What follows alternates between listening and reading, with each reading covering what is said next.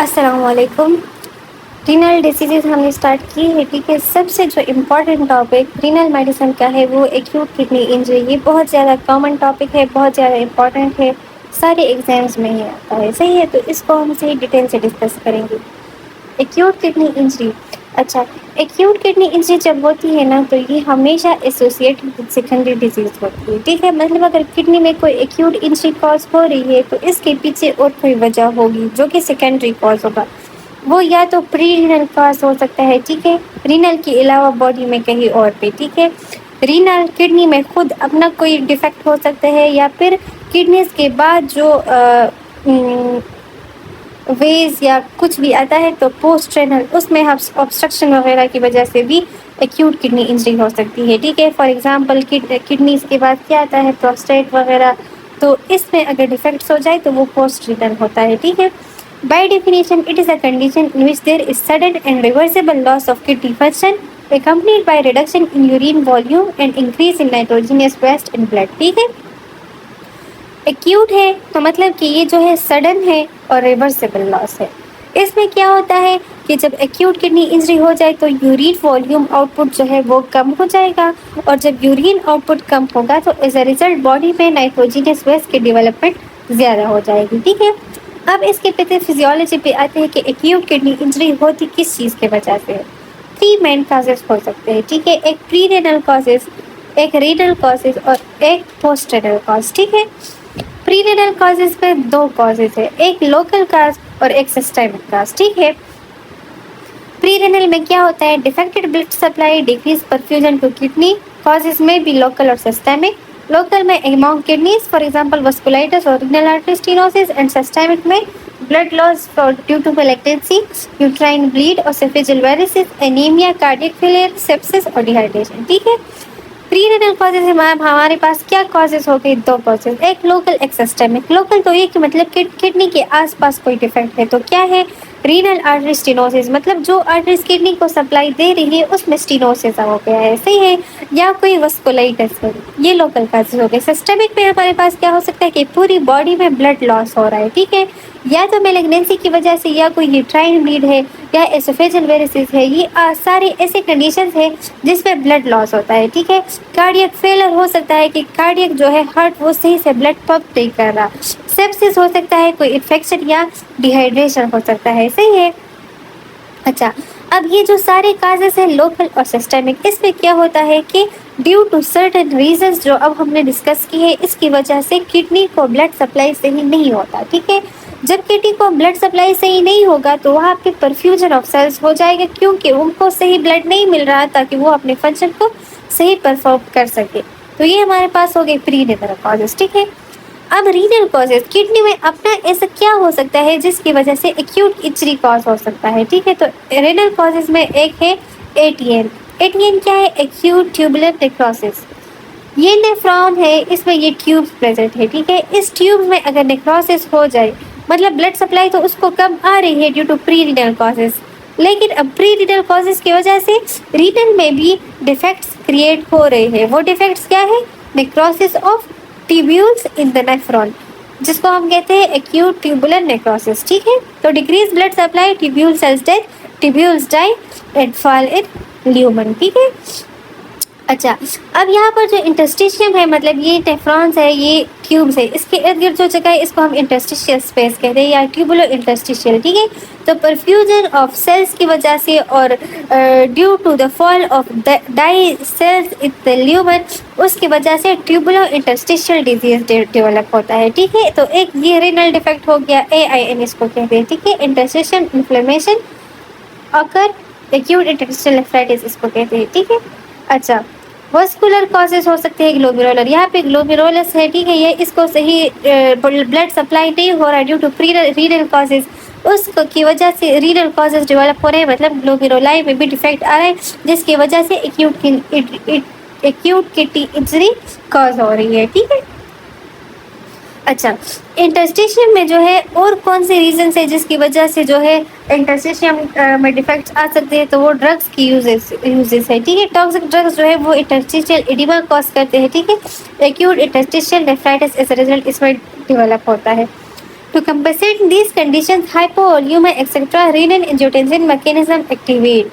Further, vasodilator through exert A2, etc., to accommodate blood supply may react adversely and further decrease blood supply. अच्छा, अब क्या होता है कि किडनीज पे इंजरी हुई है, सही है, प्री रीनल कॉजेस की वजह से और रीनल कॉजेस की वजह से। अब क्या हुआ है कि हाइपोवोल्यूमा क्रॉस हुआ है, ठीक है, मतलब कि ब्लड से सप्लाई नहीं हो रहा, तो इसकी वजह से हाइपोवोल्यूमा डेवलप हो गई है। हाइपोवोल्यूमा को कंपेंसेट करने के लिए बॉडी का अपना मैकेनिज्म एक्टिवेट हो जाता है। बॉडी का अपना मैकेनिज्म क्या है? रेनिन और एंजियोटेंसिन मैकेनिज्म। वो क्या करता है? वेसोडाइलेटर्स को जो है थ्रोम्बोक्सिन A2 एक्सेट्रा को जो है रिलीज करता है ताकि वो ब्लड सप्लाई को एकोमोडेट करे, ठीक है। लेकिन क्या होता है कि ये जो बॉडी का अपना मैकेनिज्म एक्टिवेट हो जाता है, ये एडवर्सली भी अफेक्ट कर सकता है और ब्लड सप्लाई को मज़ीद डिक्रीज कर सकता है, ठीक है। तो हमने क्या डिस्कस किया? किडनी इंजरी के causes, prerenal causes, renal causes. Post renal causes क्या है? पोस्ट रीनल कॉजेज में ऑब्स्ट्रक्शन वगैरह हो सकती है, ठीक है। यहाँ पर इस डायग्राम में देखिए एक्यूट किडनी इंजरी प्रीरीनल है तो लोकल कॉजेज है, ठीक है, और सिस्टेमिक कॉजेज है। लोकल कॉजेज तो हमने वहाँ पे पढ़ा कि रीनल आर्टरी स्टेनोसिस और वास्कुलाइटिस वगैरह है। सिस्टेमिक में कार्डियक फेलियर, सेप्टिक शॉक और डिक्रीज परफ्यूजन टू सेल्स, ठीक है। सेप्टिक शॉक मतलब कि कोई उसकी वजह से ब्लड सप्लाई नहीं हो रहा, या कार्डियक फेलियर है, कोई कार्डियक डिफेक्ट है, उसकी वजह से ब्लड सर्कुलेशन नहीं हो रही या डिक्रीज परफ्यूजन है, ठीक है। रीनल कॉजेज में क्या हो सकता है? एक्यूट ट्यूबुलर नेक्रोसिस, ठीक है, ग्लोमेरुलर डिजीजेस हो सकते हैं, ट्यूबुलर इंटरस्टिशियल डिजीज, उसकी वो कॉजेज क्या है? एनसेड्स, पीपीआई ड्रग्स वगैरह, वो जो है एडिमा कॉज करते हैं। वास्कुलर कॉजेज हो सकते हैं, ठीक है, vessels and blockage etcetera. Glomerular nephrotic और नेफ्राइटिक सिंड्रोम है, इसकी डिटेल जो है हम नेक्स्ट वीडियो में पे डिस्कस करेंगे। पोस्ट रीनल कॉजेज में ऑब्स्ट्रक्शन हो सकता है, ठीक है, या न्यूरोजेनिक ब्लैडर हो सकता है। ऑब्स्ट्रक्शन जो है वो क्या कॉज करता है? हाइड्रोनेफ्रोसिस और डिक्रीज ग्लोमेरुलर फिल्ट्रेशन रेट, ठीक है। ऑब्स्ट्रक्शन स्टोन या ट्यूमर या फिर इनलार्ज प्रोस्टेट की वजह से जो है काज हो सकती है, ठीक है। ओके, क्लिनिकल फीचर्स पे आते हैं, सही है। क्लिनिकल फीचर्स में हमारे पास क्या होगा? टेकिपनिया, ठीक है, तो accommodate blood supply to the organ. देखिए एक्यूट किडनी इंजरी में ड्यू टू सर्टेन रीजंस जो है हाइपोवोल्यूमा बॉडी में हो रहा है, सही है, सही ब्लड सप्लाई नहीं हो रही, तो उस ब्लड सप्लाई को जो है वो decrease blood supply to kidneys भी है और डिफरेंट ऑर्गन्स भी है। तो अगर ये ब्लड सप्लाई है तो उसको अकोमोडेट करने के लिए टेकिपनिया हो जाता है, ठीक है, ताकि ऑर्गन्स को ब्लड सप्लाई सही मिल सके। अच्छा, दूसरा क्लिनिकल फीचर हमारे पास डिक्रीज ब्लड प्रेशर होता है, ठीक है, वो भी हाइपोवोल्यूमा की वजह से होता है। Due to blood loss, due to certain reasons in the body जो है हाइपोवोल्यूमिया काज हो जाता है, उसकी वजह से जो है ब्लड प्रेशर डिक्रीज हो जाता है, ठीक है। वॉमिटिंग और नाजिया भी हो सकता है, ठीक है, क्योंकि एसिड ब्लड एसिडोसिस हो रहा है, ठीक है, और डिक्रीज एडिमा हो रहा है। तो एडिमा का अगर डिफरेंट रीजंस की वजह से अगर एडिमा कॉज हो रहा है, जिस तरह हमने अबव डिस्कस किया है ना कि एडिमा किन केसेस में हो सकता है, तो फिर उस केस में क्लिनिकल फीचर वॉमिटिंग और नोजिया भी प्रेजेंट हो सकता है पेशेंट में, ठीक है। अच्छा, वॉमिटिंग और नोजिया की वजह से डिहाइड्रेशन कॉज होती है, तो डिहाइड्रेशन की वजह से ड्राई स्किन प्रेजेंट होगा, ठीक है। डिक्रीज जेवीपी होगा, वही कॉज है कि डिक्रीज ब्लड सप्लाई या हाइपोवोल्यूमिया है, ठीक है। सनकिन आइज होंगे due to oedema and puffiness present होगा, ठीक है। Altered mental consciousness due to decrease brain perfusion, ठीक है, ब्रेन को परफ्यूजन सही नहीं हो रही due to decrease blood supply, उसकी वजह से मेंटल कॉन्शियसनेस भी हो सकती है, ठीक है, अल्टर्ड मेंटल कॉन्शियसनेस। अच्छा, बॉडी में जो है हाइपोवोल्यूमिया है तो इसकी वजह से यूरिन भी पास नहीं होगा, ठीक है, ओलिगोयूरिया होगा, एडिमा प्रेजेंट होगा in hands, feet and face due to abnormal accumulation of fluid due to certain injuries in the kidney, ठीक है, और वोमिटिंग, डिहाइड्रेशन, ये तो हमने डिस्कस कर दिया, ठीक है। एग्जामिनेशन में हमारे पास क्या होगा? क्रिएटिनिन जो है वो राइज होगा क्योंकि उसकी एक्सक्रीजन बॉडी से नहीं हो रही। ब्लड प्रेशर लो होगा क्योंकि ब्लड सप्लाई सही नहीं हो रही, हाइपोवोल्यूमिया प्रेजेंट है, ठीक है। अच्छा, अब हमारे पास जब पेशेंट आता है तो वो डिफरेंट सिम्टम्स और क्लिनिकल फीचर्स के साथ आता है ना, तो इससे हमें कैसे पता चलेगा कि इसको जो ये एक्यूट रीनल फेलर है या एक्यूट किडनी इंजरी है, ये प्री रीनल कॉजेज की वजह से है या ये रीनल कॉजेज की वजह से है या कि पोस्ट रीनल कॉजेज की वजह से है, ठीक है।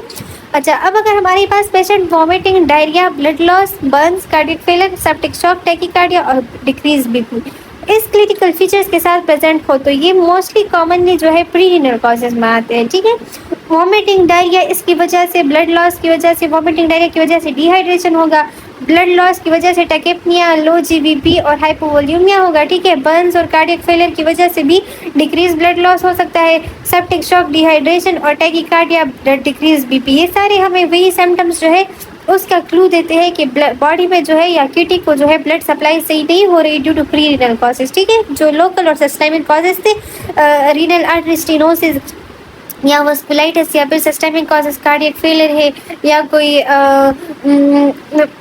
ट्रॉमा है या बॉडी में किसी भी कॉज की वजह से मैलिग्नेंसी वगैरह की वजह से ब्लड सप्लाई कम हो रही है, ये सारे प्री रीनल कॉजेज की वजह से ये वाले सिम्टम्स अपेयर होते हैं, सही है।